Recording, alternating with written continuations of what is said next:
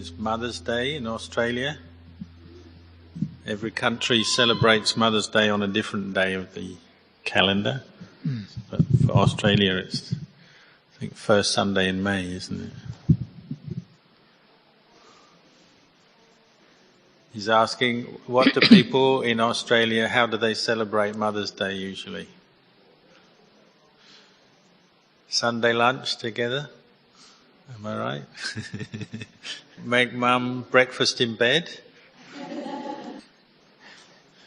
Said, Mother has fed us many, many times, so we give one meal back to mum. It's not very much.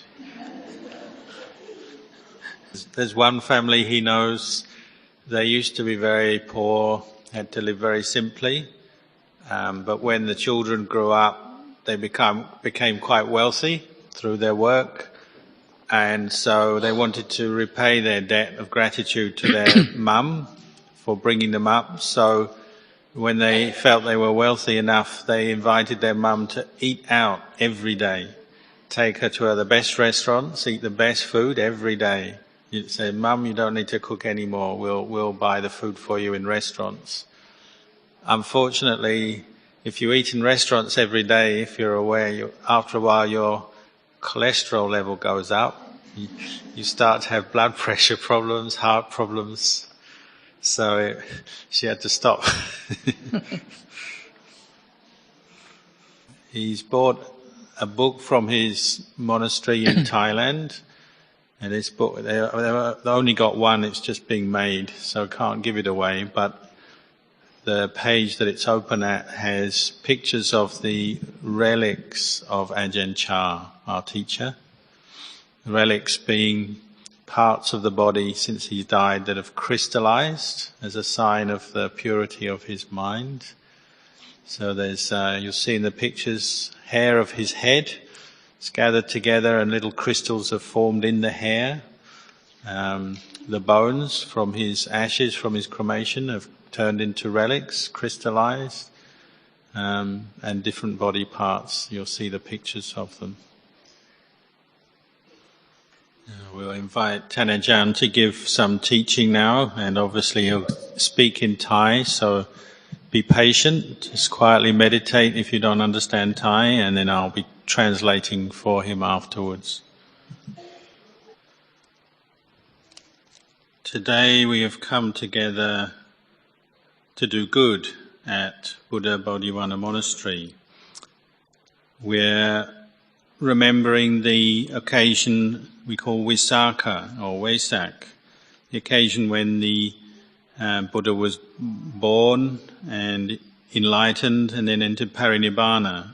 These three events, each time happening on the full moon day in the 6th month, which is usually in May. So last night many people came here to practice meditation through the night to celebrate this occasion, and we also did the circumambulation, candlelit circumambulation around the hall 3 times to show our reverence and gratitude to the Buddha. This has been the occasion for myself and the other monks who have come to Thailand on this visit for us to come and join the Sangha and lay community here. And I'm very happy to be here.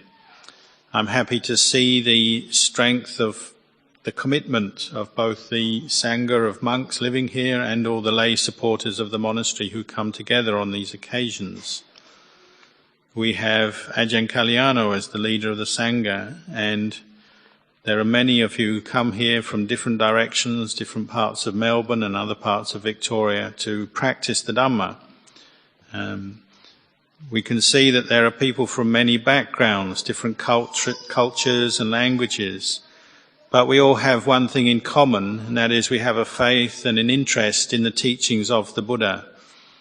And we're interested to follow in his footsteps. Even though he passed away a long time ago, but his teachings, the Dhamma, they're still with us today, and they're being upheld through the practice of Buddhists all over the world, through the Sangha and through the lay community.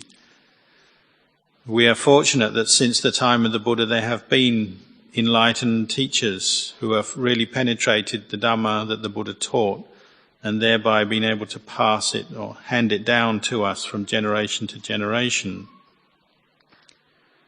There's one time Subhata, a monk, came to see the Buddha towards the end of his life and asked a question which was a sort of a Dhamma reflection, asking, are there footprints in the sky, or do footprints exist in the sky? The question meaning, is there such a thing as Nibbana outside of the Buddha's dispensation, the Buddha's teachings? Does it exist? The Lord Buddha answered no, as in footprints, you can't make footprints in thin air in the sky. Similarly, one cannot attain Nibbana, or the end of suffering or enlightenment, unless one follows the Eightfold Noble Path. And this is what the Buddha taught, the Eightfold Noble Path. And the Buddha represents these qualities that develop through this path of practice: the purity, the wisdom, the compassion. The Buddha himself was an example of these qualities in the way he lived, the way he practiced, and encouraged us to follow for our own benefit. Last night, about 100 people came to meditate in the hall and stay up all night meditating out of faith in the Buddha and his teachings. And this is an expression of how much we see it is important, the example that the Buddha gave, and how we see it's important for ourselves to follow this example. We can be very proud that we have been able to build up this monastery so far, to establish it in the proper way, to build up this hall here and the other facilities in the monastery. It's made it a place where many people can come regularly to do good, to hear the teachings, to practice, to meditate, and so on. We come here because we see that life still has its suffering, even though we might have experienced some success in the world, some happiness.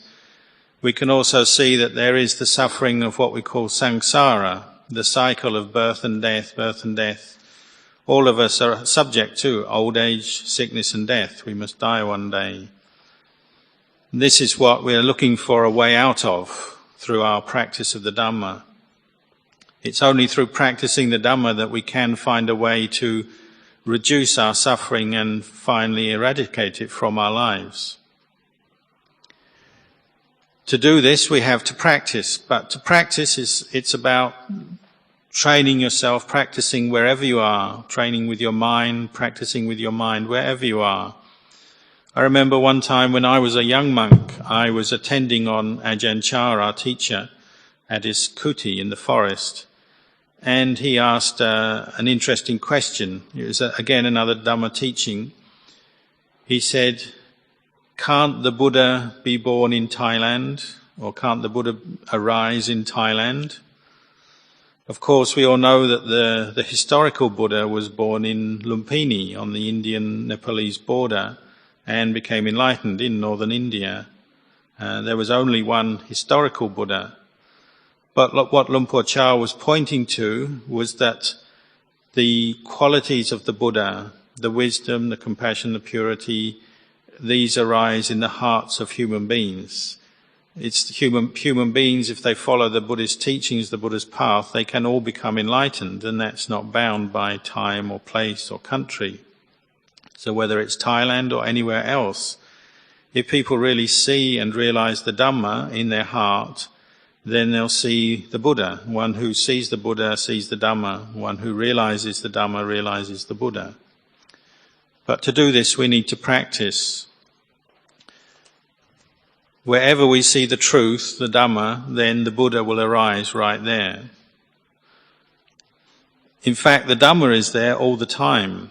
The truth of things, the way things are, it exists at all times, whether a Buddha arises in the world or not. What makes a Buddha enlightened? Well, it's through penetrating or realizing truth, the Dhamma. What allows others to become enlightened, to end their suffering, is from hearing the teachings from the Buddha, practicing the Buddhist path. Then they become Sāvaka, enlightened disciples of the Buddha. This path of practice begins with dāna, the practice of generosity, charity, giving.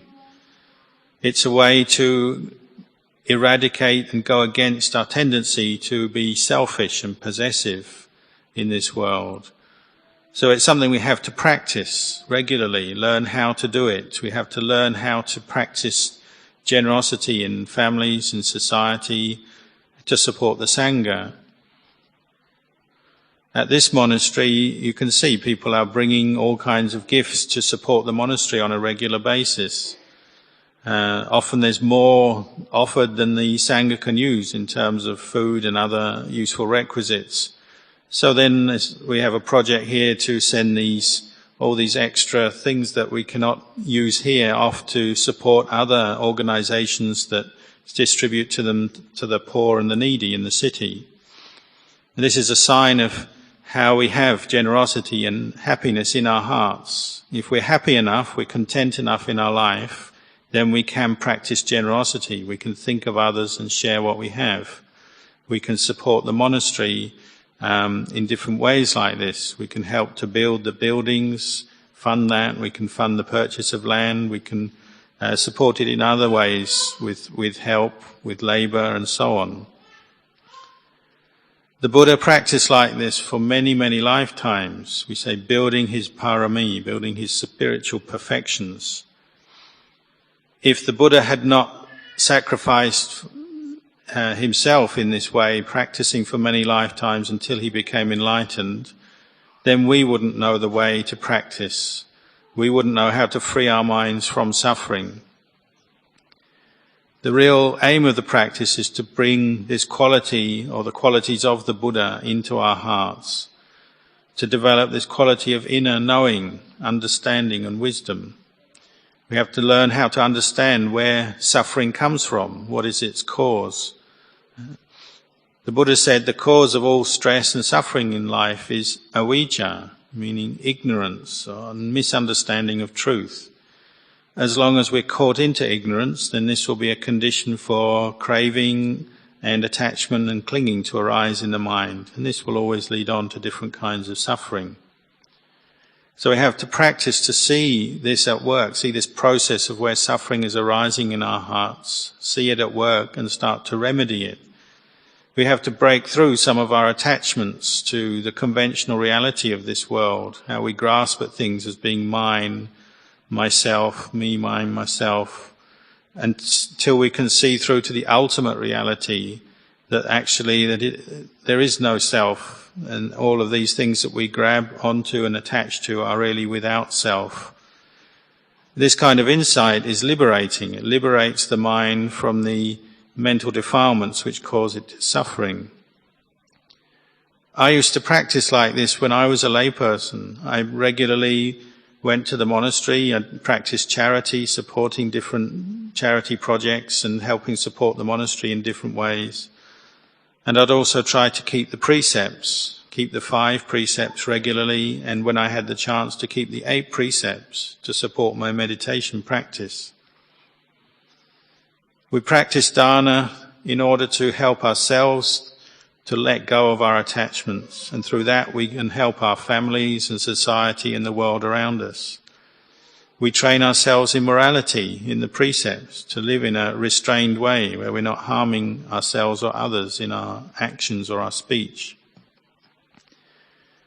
We have to learn how to do what we can to help others. Say today, a good example of this is that some kind lay people arranged the bus to bring those from Melbourne who aren't normally able to get here. They don't have the transport or the means to get here. So they arranged a bus so they could have free transport to the monastery today. This is a good example of how we can help other people to do something good and something very beneficial for others. We can help to support the monastery, to build up the monastery, the facilities of the monastery, so that it can be a place that people can make use of to come and practice. From this, we then have to build up inside our own hearts. So as we build the monastery on the outside, we have to build the qualities of the Dhamma through the practice on the inside. We have to build up these qualities of goodness in our own hearts and minds through our practice, through our training. We have to develop the qualities of a true human being, one who has kindness and compassion for others and lives in a moral way. We can develop also the qualities of a heavenly being, one who has a mind that is very imbued with goodness and compassion. We use the practice of generosity and morality in this way as a foundation for wholesome mental states to arise, to give ourselves good health and peace of mind. And this foundation allows the development of meditation to go well, so that we can develop deeper insights into the true nature of our existence through meditation. Just look at our parents, for example. Today is Mother's Day, so we're recollecting the goodness that our mother has done since we were born. From birth, our parents, they teach us everything. They bring us up, they look after us, they guide us and protect us. They're practicing dana and sila all the time with us. Our parents are practicing generosity with us without question. They just give and share what they have. They try to teach us to be good people, to do what is right and appropriate in our lives, not to harm other people. They try to teach us how to be a good person. So our parents, particularly our mothers today, we're remembering how much she's done for us to bring us up into this world and teach us to live in a good way. The Buddha said that when we begin practice, we do have this sense of self. We come into the world and we have a sense of being one who gives dana or gives charity. We are one who keeps sila, or one who has morality or lives with morality. We are one who meditates, and so on. And this arises out of our natural way of looking at the world. But as we practice through this foundation of dana and sila, and we put effort into our meditation, the mind starts to become peaceful, and we can see through to a deeper level, to see that really that there is this sense of self there's really nothing there in terms of self. We can even consider how it did arise in this world. It was through the goodness of our parents. They gave us everything. Our mother gives us her own blood through the milk that we drink.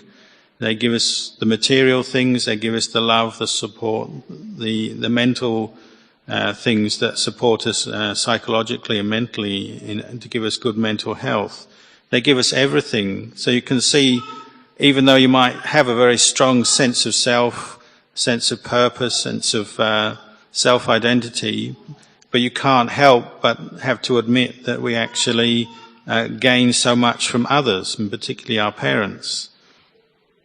The practice of generosity then, morality and meditation, it teaches to look at this on a deeper level, to open our minds to the truth, to see that we are not an individual completely isolated and independent on our own. We also depend on others. This is how our hearts and minds train to develop an understanding of the deeper truths. Our parents gave us so much. They gave us birth. They gave us help from day one of our lives. They bring us up in so many ways. What they're showing us is that we are not alone, and we also have a debt that we owe to them. They've done so much for us. We have to learn sometimes how to reflect back and look and see, to appreciate what they've done for us. As we practice the Buddhist path, this naturally arises in the mind. We start to see what we call the pupakari, the way our parents have supported us in the past to bring us where we are today. We couldn't have been here without them. No parents, and we wouldn't be here. It's just a natural truth, isn't it? We start to recognize that as the mind becomes more clear and we contemplate the truths of life. We start to recognize that there are those people who have helped us in the past and supported us and allowed us to do what we can do and to be where we are today. It's not just material things either. They give us warmth and all kinds of support. They give us advice. wisdom and so on. They give us protection. All this good they've done for us. So the appropriate thing on an occasion like this is always to remember that. And it tends to bring up a sense of gratitude, sense of appreciation of what they've done for us, and also the wish to actually do something back in return, to help them in return. We don't just go our own way, but we realize we also have to look after them, especially as they get older in life. When you reflect more deeply like this, you then start to see how understanding that there are these debts of gratitude we have in life, the people who have helped us, brought us up. It's another way of looking at this teaching of not self, that we aren't alone or independent in this world, in the sense that there are others who have helped us. We are not the only being here, independent and isolated.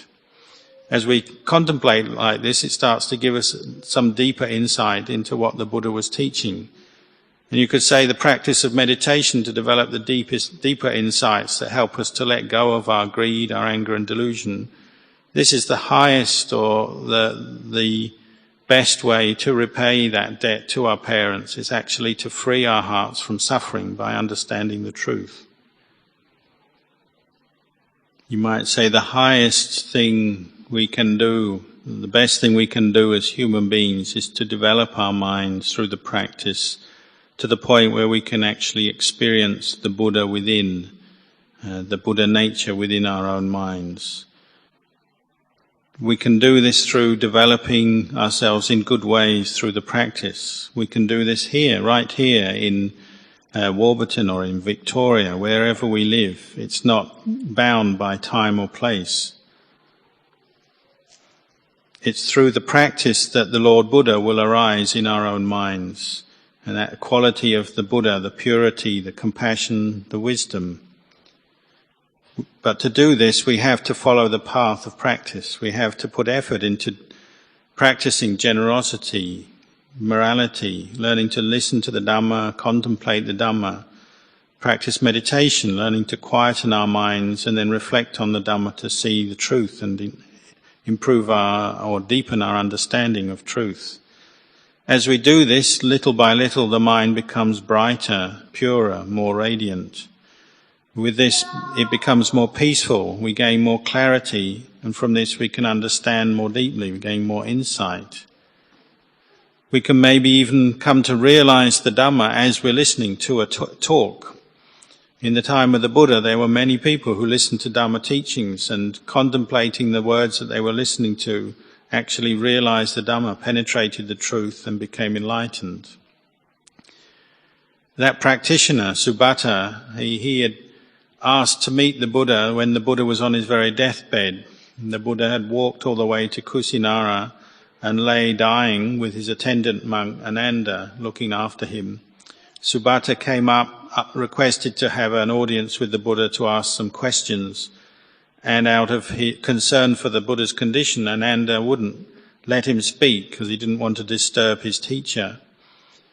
But Subhata was speaking quite loudly and wanted to go in, was quite insistent. So the Buddha heard the words of Subhata and asked Ananda, what's happening, what's going on? And when he told him that Subhata had come to ask some Dhamma questions, out of compassion he still let him in to ask his questions, even though the Buddha was very, very close to his death. So then he asked this question, is it possible to leave footprints in the sky, or do footprints exist in the sky? Meaning, do enlightened beings exist outside of the Buddhist teachings? And the Buddha answered, no, there's no enlightenment outside of the penetration of the Four Noble Truths and the development of the Eightfold Noble Path. It's not possible, just as it's not possible to leave footprints in the sky. So we must practice for ourselves then to develop this Eightfold Noble Path, all the factors, diligently. Last night we could see in the night sky, as it was so cold, lots of fog and mist came down and obscured the moon and the stars and the mountains, so you couldn't see anything.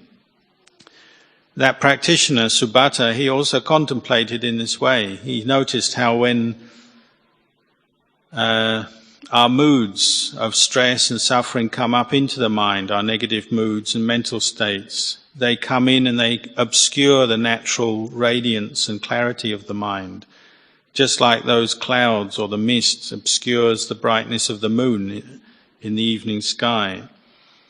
And Subhata understood that he had to practice to develop the mindfulness and wisdom to be able to let go of the clouds, or meaning these negative mental states of stress and suffering, if he was to purify his mind. And receiving the teachings from the Buddha at that time, he did this, and very quickly he reached enlightenment. He became an arahant. This was the last disciple of the Buddha before he died, and it was the Buddha's compassion. He'd actually walked all that way to that spot so that he could teach that person before he died. So we have to look into our minds more deeply and see how they can easily be coloured or covered over by the different unwholesome or negative mental states that arise and that we grasp at. The mind is a bit like water. Water in its natural state, it's clear, it's transparent. But if you add some colour, some dye to it, then it will take on the colour of that dye. That's just like our mind. Naturally it's clear and radiant. But if we lack the mindfulness and wisdom, then when our moods and mental states of stress and suffering come up, we'll grasp at them and they'll cover over that natural radiance, and we won't be able to see a way out. So we have to keep developing our mindfulness and wisdom to allow ourselves to have the strength to let go of these mental states and to see that they're just impermanent conditions of the mind that come and go like clouds or like colour in water. So we must keep practicing like this, developing mindfulness in daily life, whether we're doing formal meditation or we're at work or whatever activities we are involved with. Keep trying to bring up this inner awareness of mindfulness and use that to help yourself investigate the Dhamma and to look after your mind. You have to learn how to let go of your negative moods that bring up suffering. If you notice you're getting irritated or angry in life, or bring up a mood of a reflection on kindness and compassion to help you eradicate that negative mood of anger, and so on. Whatever it is, the mood or the mental state that we're experiencing, whether it's liking and attraction for something or dislike and aversion for something, learn how to contemplate these to see they are just conditions of the mind that arise and pass away. They're not really us, they're not really ourselves. If you keep developing mindfulness and wisdom in this way, then sooner or later you'll start to experience the true nature of the mind. You'll see its purity and radiance for yourself. So in conclusion, please determine yourselves to practice with your own heart and mind to develop the wisdom and the understanding that the Buddha had. This is what we call right view or samadhi, and training your mind to look at the world and look at this life in the correct way. This is something we have to develop and put into practice in our daily lives. And the most important thing is to see that everything begins with our mind. Whatever we say, we do in this world, it arises first from a thought, from our mind. So that's where we have to really train ourselves.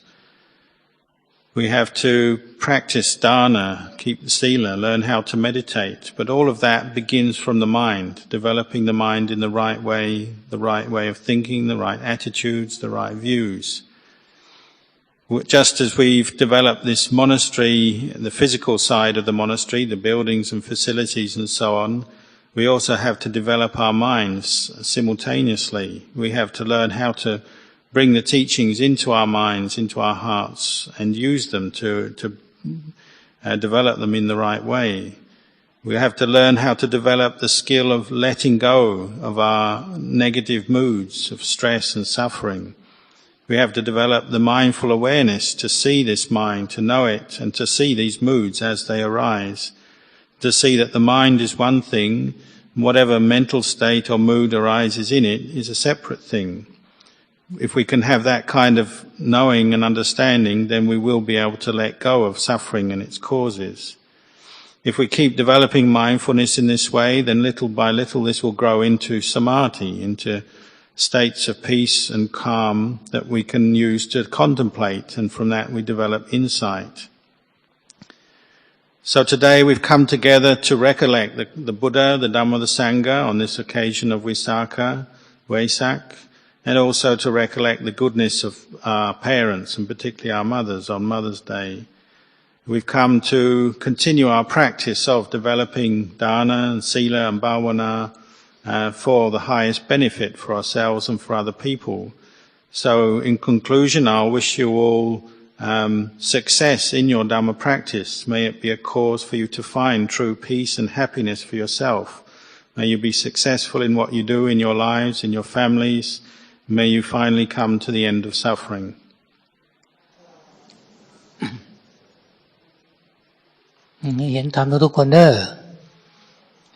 He wishes everybody, may you all reach enlightenment.